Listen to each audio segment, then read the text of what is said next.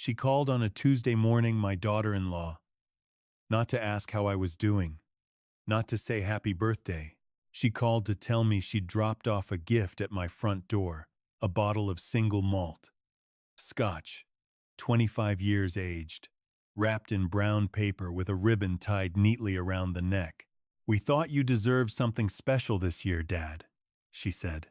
I stood in the hallway holding the phone, looking at the bottle sitting on the welcome mat through the glass panel beside the door. 25 years aged. My son had been out of work for 14 months. My daughter-in-law hadn't held a steady job in 3 years. And they'd bought me a bottle that cost, at minimum, $350. I said, "That's very kind of you, sweetheart." She said, "Let us know how it tastes." I said I would. I didn't touch it. My name is Gerald Whitmore. I'm 67 years old, retired, and I live alone in a weatherboard house on the outskirts of Ballarat, Victoria, the same house my wife Patricia and I bought together 31 years ago, the same house where we raised our son, the same house where Patricia died of a brain aneurysm on a Wednesday afternoon in September, 8 years ago, while I was at the hardware store buying sandpaper. I was a secondary school principal for 22 years. Before that, I taught history and legal studies for 11. I am not a man who misses things easily. Patricia used to say I noticed everything except when she'd had a haircut, which was fair. My son's name is Darren. He's 38 now. He was a good boy once, curious, kind, the sort of child who brought home injured birds and cried at the end of films. Somewhere in his late 20s he changed. Not all at once. Gradually, the way a tide goes out, so slowly you don't notice the beach has grown until you look back and the water is very far away. He met his wife, Simone, at a networking event in Melbourne 9 years ago. She was polished in the way that takes effort, the kind of person who arrives somewhere and immediately assesses what the room can offer her. I'm not saying that to be cruel. I'm saying it because it's true, and because I noticed it, and because I told myself it wasn't my business. They married 2 years later. I paid for the reception $42,000. Patricia had left a life insurance policy that covered it, and I wanted Darren to have a proper celebration. I want to be clear about that. I did it willingly. I did it with a full heart. But things accumulate. Over the years that followed, the requests became routine. Could I help with the mortgage gap 1/4? Could I lend something toward the new car? They'd pay it back, of course. There was the kitchen renovation, the holiday to Bali they needed after Darren's redundancy, the deposit on the investment property that never actually eventuated. Each time, Darren would call, his voice slightly awkward, and I would say yes, because he was my son, and because Patricia would have said yes, and because I thought that was what a father did.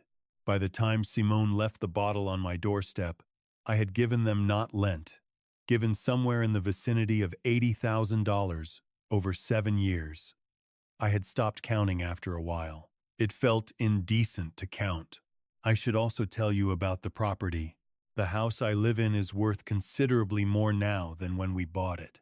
Property in regional Victoria has climbed steadily, and the block is large, nearly an acre, with a double shed and a granny flat at the back that I've rented to a retired schoolteacher named Colleen for the past 6 years. My total estate, including superannuation and a small share portfolio, is worth just over $1.3 million. I'm not a wealthy man by Sydney standards. By Ballarat standards, I'm comfortable. Darren knows this, of course. We had spoken openly about it over the years. My intention, which I had told him plainly, was to leave the house to him and a cash portion to my sister's children, with a separate amount set aside for Colleen's security while she continued to rent the flat. It was straightforward. I had a will drawn up in 2019 by my solicitor, a quiet, meticulous man named Robert Fenn, who had handled my affairs since I was in my 40s. What I didn't know, until much later, was that 8 months before the bottle appeared on my doorstep, Darren and Simone had approached a separate solicitor in Melbourne and attempted to have a new will drawn up in my name. I didn't know any of that on the Tuesday morning when I stood in the hallway looking at the Scotch through the glass. What I did know was that something was wrong. I couldn't have told you exactly why. Call it 22 years of reading the room in a school environment, knowing when a student was performing distress versus genuinely drowning, knowing when a parent was saying one thing and meaning another. I had spent the better part of my adult life learning to read the space between what people said and what they meant. And something about that phone call occupied the space in a way that made me uneasy. They had not called on my birthday in 2 years. Darren had not been to see me in person since the previous Christmas, and that visit had been brief and odd.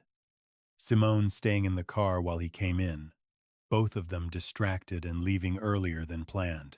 And now a $350 bottle of Scotch left on the doorstep without a knock. I picked it up carefully, holding it by the ribbon. I brought it inside and set it on the kitchen bench. I looked at it for a long time. Then I called Robert Fenn. Robert is 71 and has the manner of a man who has heard every version of every human problem and remains, through all of it, gently unshocked. I have always appreciated this about him. He met me the following morning at his office on Lydiard Street, where he has worked from the same suite of rooms for over 30 years. I told him about the bottle. I told him about the phone call. I told him about the 14 months of unemployment, the sudden expensive gift, the years of financial history between Darren and me. I told him about the odd Christmas visit and Simone sitting in the car. Robert listened without interrupting. When I finished, he folded his hands on the desk and said, "Have you had the contents of the bottle tested?" I said I hadn't touched it. He nodded slowly, as if this was sensible rather than paranoid. "Leave it with me," he said. "I have a contact at a lab through an old probate matter. We can have it assessed discreetly." Then he said, "Carefully, Gerald. I'd also like to do a search on some recent legal activity. I want to check something before I alarm you unnecessarily." I asked him what he meant. He looked at me with the patient directness of someone about to say an uncomfortable thing. Sometimes, when there's a financial pressure in a family and a significant estate involved, people take steps that they convince themselves are practical. I want to make sure your existing documentation is the only documentation. I drove home slowly. The paddocks along the Western Highway were brown and flat under a pale winter sky, and I remember thinking that the landscape looked exactly like it always did, and that nothing about the morning felt real. I want to tell you about my granddaughter, because she matters to this story in a way that made everything harder and more important at the same time. Her name is Ivy. She's 9 years old, Darren and Simone's daughter, and she is the best person I know. She has her grandmother's dark eyes and her grandfather's habit of asking the follow-up question that no one else thinks to ask. She calls me Gramps. She likes documentaries about oceans and refuses to eat anything orange, a position she has held since the age of 4 with considerable conviction. I had been picking Ivy up from school on Thursdays for 2 years, taking her to the library or for hot chocolate at a cafe on the main street while Simone was at her Pilates class. It was the best part of my week. Without question, those Thursday afternoons were simple and good in the way that very few things are after a certain age. 3 months before the bottle appeared, Simone told Darren that the arrangement needed to change. Darren relayed this to me in a phone call, not apologetically, exactly, but with the studied neutrality of someone reading from a prepared statement. There was no clear reason given. Simone felt Ivy needed more structured after-school care. It was just a scheduling thing. I said I understood. I didn't sleep well for a week. I mention this because it matters to understanding what came next, and because it tells you something about the sequence the Thursday arrangement ended.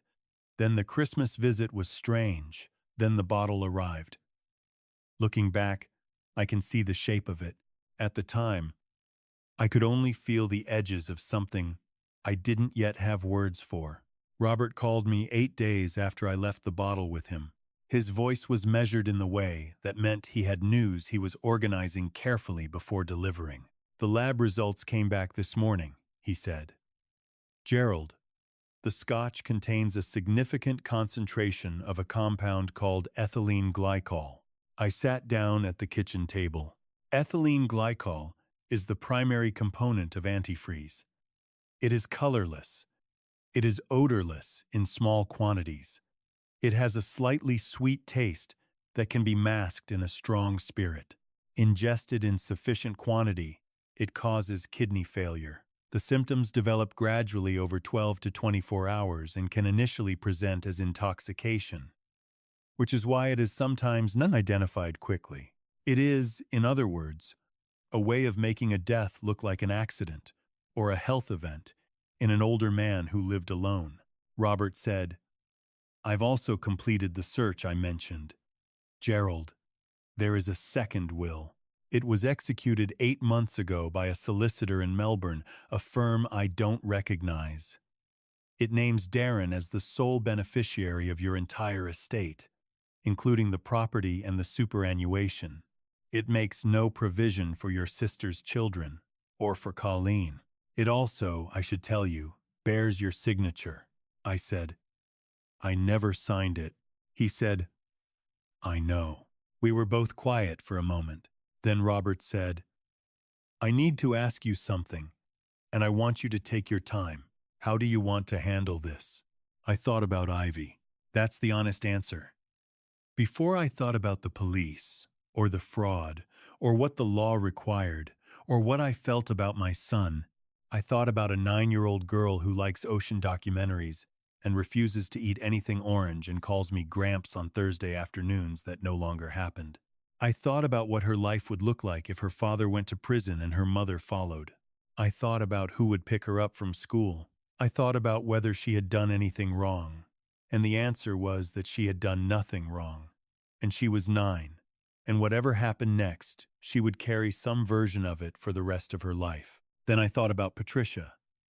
Not abstractly, actually thought about her, the specific person she was. She was not a woman who avoided hard things. She once drove 4 hours to confront her brother about money he had borrowed from their elderly mother and never repaid. She sat at the kitchen table for an hour beforehand, very still, and then she got in the car and drove. She didn't enjoy it. She did it because she believed that allowing dishonesty to pass was its own kind of harm. I thought she would know what to do. I thought she probably would have known sooner. I called Robert back and told him I wanted to proceed through proper channels. I told him I wanted to do it in a way that gave Ivy the best chance of landing somewhere stable. And I asked him whether that was possible. He said he would make some calls.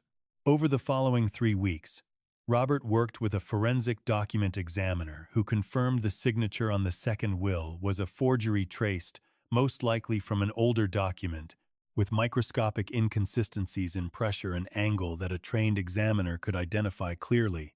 The Melbourne solicitor, when contacted by the relevant authority, had no record of meeting me in person and admitted that the person who had attended his office with identification had not been the Gerald Whitmore on file. He was cooperative. I gathered he was frightened. The antifreeze in the bottle was traced to a specific commercial brand available in automotive supply stores. Simone's credit card, as it turned out, had been used at an automotive supply store in Geelong 6 weeks before my birthday.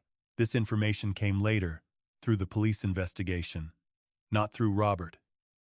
I want to be honest about the period between Robert's second phone call and the morning the police arrived at Darren and Simone's address. It was not heroic. I didn't feel like a man who had outsmarted anyone.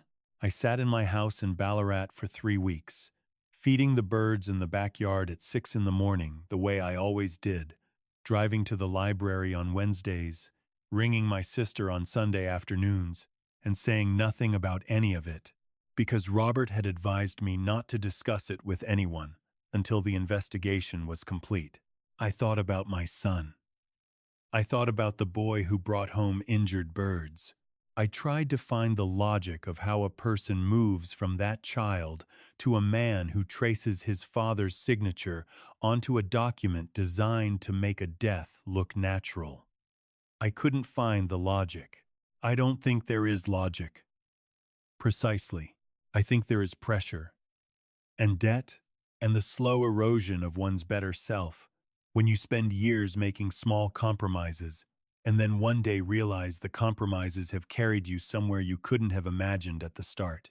I also think Simone was the primary architect. I believe this not to diminish Darren's responsibility, which is complete and his own, but because of what emerged during the investigation about who had initiated the contact with the Melbourne solicitor, who had purchased the antifreeze, and who had, in the 2 years prior, systematically researched the inheritance laws of Victoria on a laptop that was later recovered from their home in Werribee.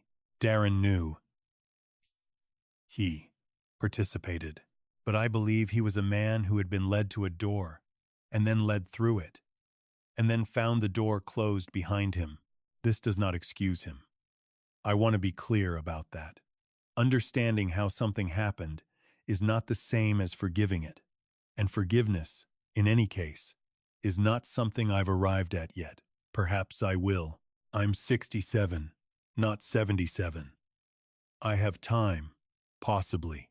Ivy was staying with Simone's mother in Geelong on the morning of the arrests. This was not coincidental. Robert had communicated through appropriate channels to ensure that the timing allowed for her to be away from the house. Social workers were involved from an early stage, a fact I was grateful for in a way that was almost physical, like putting down something very heavy. I was not present for the arrests. I was at home in Ballarat, sitting at the kitchen table with a cup of tea, when Robert called to tell me it was done. He said, "Are you all right?" I said, "I'll let you know." The months that followed were not simple. I won't pretend they were. There were legal proceedings, statements, the exhausting bureaucratic weight of a fraud and attempted murder investigation. Simone's mother, a quiet woman named Bev, who had always been decent to me at family events, called me once and wept on the phone and apologized on behalf of people who hadn't asked her to apologize for them. I told her it wasn't her fault. She said she'd had no idea. I believed her. Darren pled guilty to fraud-related charges and received a custodial sentence. Simone faced additional charges. I won't detail the sentences here. That's a matter of public record for those who want to find it. And it's not the part of the story I'm still turning over in my mind. The part I'm still turning over is Ivy. Her grandmother, Bev, has taken primary care of her. I see her on Thursdays again. Not the same cafe, a different one, closer to Geelong, where I drive the 90 minutes, and she has hot chocolate and tells me what she's been reading. She doesn't ask about her parents in the direct way. Not yet.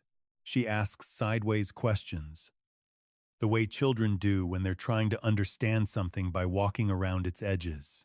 I answer as honestly as I can in language that is true without being brutal, because she is 9 years old and there will be time for the full weight of the truth when she is ready to carry it, and my job right now is to be the person who shows up. I gave Robert a very good bottle of actual Scotch for Christmas, one that I had purchased myself, watched being wrapped, and carried in my own hands. He seemed to find this funny in a sober sort of way. The unopened bottle, the one Simone left on the mat, is in an evidence lockup somewhere. I think about it occasionally. $350 worth of Scotch with antifreeze in it, sitting in a plastic bag with a case number on it. I find it a strange object to have existed in my life. When I was a teacher and then a principal, I used to tell students that the hardest decisions aren't the ones where you don't know what's right.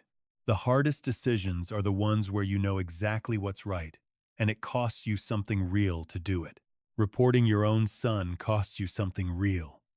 Sitting in your house for 3 weeks carrying that knowledge alone costs you something real. Watching a 9-year-old try to understand why her parents are gone costs you something that I don't have a word for yet. But I've been thinking about what Patricia would say if she were sitting across from me at this kitchen table right now. I think she'd say that choosing comfort over honesty is how families slowly come apart. I think she'd say that protecting a child sometimes means doing the thing that breaks your heart. And I think she'd say she actually would have said this. In these words, that you don't get to decide what's true. You only get to decide what you do about it. I feed the birds at 6 in the morning. I drive to Geelong on Thursdays. The house is quiet in the evenings, but it has always been quiet, and I have learned, slowly, the difference between a quiet that is empty and a quiet that is simply still. There is a woman named Colleen in the granny flat at the back, who brings me tomatoes from her garden in summer and waves from the path when she sees me in the yard. This is not nothing. In fact, it is quite a lot. I'm 67 years old, and I'm still here, and I'm still paying attention. That is enough. If there is anything I want someone to take from this, it is not that families are dangerous or that generosity is foolish. It is something smaller and more practical than that. Trust is not something you extend once and then assume will hold. It requires attention. The same way a garden does not suspicion, not surveillance, just attention. The willingness to notice when something is off and ask the quiet question rather than look away. And if you are an older person reading or listening to this, please hear me when I say, your assets, your will, your legal documents, have them reviewed by your own solicitor, someone who works for you alone. Know what is in your name. Know who has access. Not because your family is untrustworthy, but because love and money occupy the same spaces in families. And where they overlap, clarity is a kindness to everyone, including the people you love. The birds are back at the feeder this morning. The light is coming in low and gold across the paddock, the way it does in early autumn down here. And it is, genuinely, a beautiful day. That too is enough.